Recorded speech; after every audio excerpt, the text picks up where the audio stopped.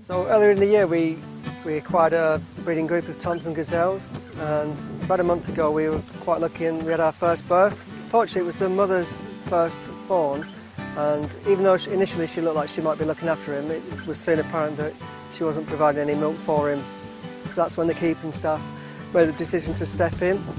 And there was a point where he was a bit touch and go, so hence his nickname became Lazarus, which is now abbreviated to Larry. And I'm quite happy to say that he did pull through, and now he's doing really well. Initially he needed quite a lot of attention and feeding around the clock, so it was more practical just to take him home for the first few days, because he was getting feeds at midnight, 3 in the morning, then 6 in the morning.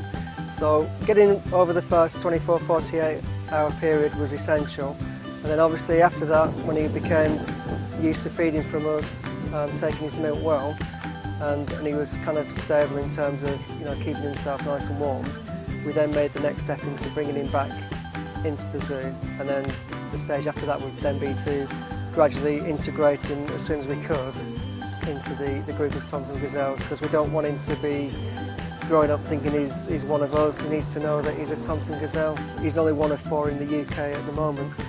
So he is a real favourite amongst us. He's quite easy to look after in the first couple of weeks, but now he's becoming more of a gazelle, so often he'll be up and about and jumping around and obviously coming to us for more food in the way that a gazelle would do, and that's sort of coming up to us and pushing his head into our legs and that kind of thing. So he's a bit more of a handful now, which is good because that's what we want to see. It's a good indication that he's feeding well, and obviously he's becoming more stronger. So we're at that period now where he's feeding well off his milk, he's feeding well with his solids, and the introductions with the rest of the group are going well as well. So fingers crossed he carries that on.